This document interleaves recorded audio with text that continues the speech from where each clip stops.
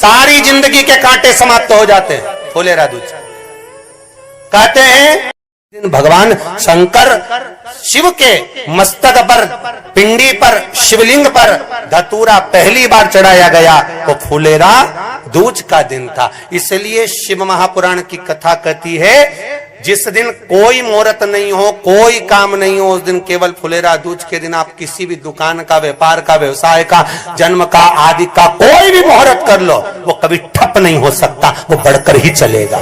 सारी जिंदगी के कांटे निकल जाते हैं, सारी जिंदगी के कांटे समाप्त हो जाते हैं। फुलेरा दूज कहते हैं दुनिया में सब दिन का दान, सब दिन का पुण्य समाप्त हो सकता है, और फुलेरा दूज का दान, पुण्य, सत्कर्म, भजन, कीर्तन, नाम स्मरण समाप्त नहीं होता। चक्कर आ जाते हो, अचानक गिर जाते हो, हापड़ी भराने लगती हो थोड़ा सा चलने पर, श्वास फूल जाती हो ज्यादा चढ़ने पर, उनके लिए विशेष है कि धतूरे की जड़ को, धतूरे का जो फल होता है उसकी जड़ महाराज निकाल कर, धोकर, उसको घिसकर शंकर भगवान पर उसका लेपन कर दीजिए। थोड़ी सी जड़ शिव जी पर चढ़ा दीजिए फुलेरा दूज के दिन। उस जड़ को पानी चढ़ाकर वापिस लेकर आ जाइए।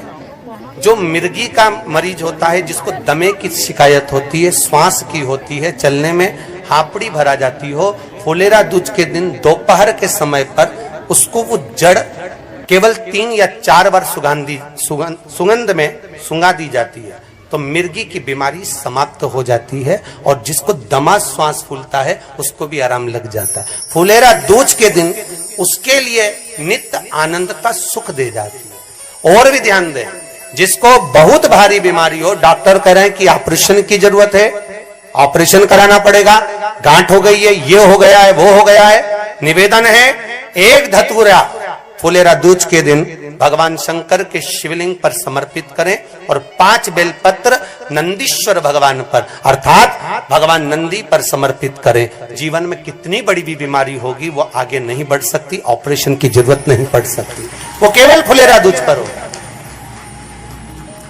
केवल फुलेरा दूज के दिन, उसके सिवाय नहीं। और वो 15 मार्च को है, मौका मिला है, आनंद से। धतूरा होता है विषैला, कैसा होता है? विषैला, बहुत विष होता है धतूरे के अंदर। पर महाराज भगवान शिव को वो समर्पित किया जाता है जैसे पार्वती जी को लगा जब कोई साथ नहीं दे रहा, पार्वती जी को लगा जब कहीं से सुख का अनुभव नहीं हो रहा, आनंद का अनुभव नहीं हो रहा, पार्वती जी ले गई धतूरा, पार्वती मैया ले गई उस बेलपत्र को, शिव को। और प्रयास करना, अगर दुख है तो एक धतूरा समर्पित कर कर 1 लोटा पानी अवश्य समर्पित कर। उनके लिए भी कहूंगा जिनको शरीर में दाद हो जाती है, खाज हो जाती है, या खुजलियों का क्रम हो जाता है, उनके लिए भी महाराज धतूरे का पानी, धतूरा 1 लोटे में डाल दो, पानी रख दो उसमें, उसके अंदर थोड़ा सा चंदन डालकर वो पानी शिव जी को समर्पित कर दो।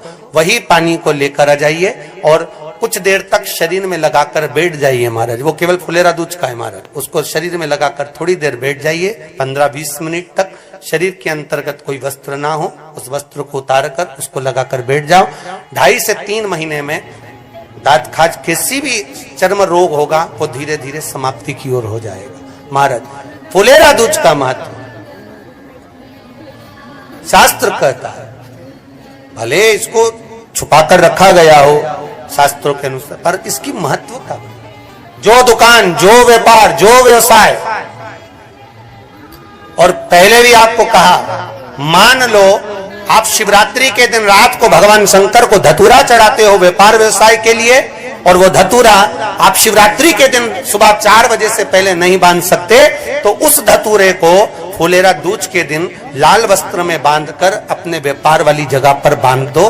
जीवन में कभी व्यापार नीचे नहीं जाएगा, बढ़ता ही चला जाएगा। और उनके लिए भी निवेदन करूंगा जिनके यहाँ कर्जा बहुत है, बहुत कर्जा है, चूक ही नहीं रहा, पैसा ही नहीं रहा, व्यापार चले तो कर्जा चूके, उनके लिए भी निवेदन करूंगा। एक धतूरा बेलपत्री के पेड़ के नीचे शिवलिंग का निर्माण कर कर फुलेरा दूज के दिन उस धतूरे को अपनी कामना कर कर हल्दी में भिंगोकर उसको भगवान शंकर को समर्पित कर दीजिए अपनी कामना कर कर। उसी हल्दी की 1 बिंदी अपने साथ में रुमाल में लगाकर अपने व्यापार व्यवसाय की जगह पर लेकर जाइए।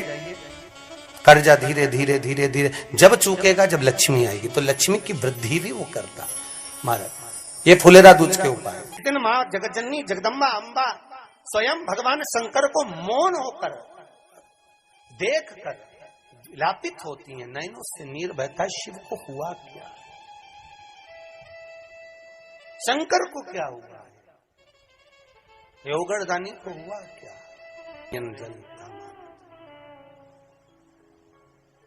मैं तो बैठी थी गंगा किनारे, मैं तो बैठी थी गंगा किनारे,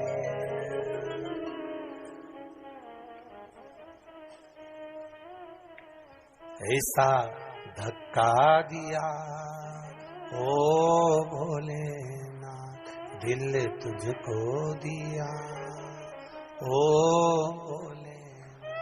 भगवान शिव ओगड़दानी, त्रिकालदर्शी, कैलाशी, अविनाशी, इस चित्तवृत्ति के मन की बात को धारण करने वाले।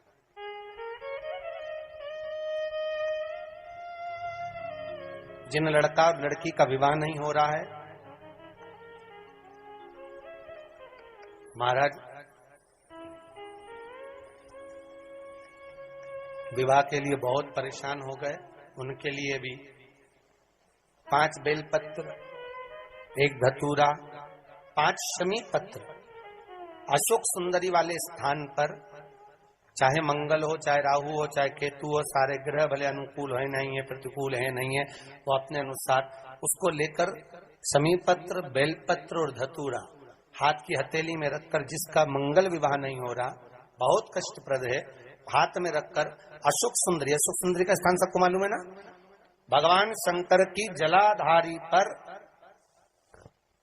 शिवलिंग, पार्वती जी का हस्त कमल, जहां से चरण जल नीचे जाता है, राइट भाग गणेश जी का स्थान, लेफ्ट भाग कार्तिकेय का स्थान, जलाशय में से, जलाधारी में से जो जल नीचे गिरता है बूंद बूंद, तो शंकर भगवान की 5 लड़कियां, जया, विषहरा, शामरीवारी, दोतली और देव, शंकर जी की 1 लड़की और अशोक सुंदरी 6 नंबर की, उसका स्थान, इन पानी जो जाता है उसके बीच में जो मोटी सी लाइन होती है, उस मोटी सी लाइन पर जो स्थान है वो अशोक सुंदरी का स्थान है। किसका स्थान है? अशोक सुंदरी। शंकर भगवान का संपूर्ण परिवार, जलाधारी माता पार्वती जी का हस्तकमल, चरण, राइट में गणेश जी, लेफ्ट में कार्तिकेय जी, बीच में अशोक सुंदरी, और ऊपर से जो 1-1 बूंद पानी गिरा रहा है वो है शंकर भगवान की 5 लड़कियां, जया, विषहरा, सामरीवारी, दोतली और देव, शिव की 5। तो जिनका विवाह नहीं हो रहा, अशोक सुंदरी वाली जगह पर हाथ में लेकर वो धतूरे के साथ शमी पत्र, बेलपत्र समर्पित करें और बाबा से निवेदन करें, बाबा आपकी कामना पूर्ण, फुलेरा दूज करें। अशोक सुंदरी पर जो धतूरा चढ़ता है, वैसे तो अशोक सुंदरी पर धतूरा बहुत कम चढ़ता है, केवल एक फुलेरा दूज का दिन ही ऐसा होता है जिस दिन अशोक सुंदरी वाली जगह पर धतूरा चढ़ता है।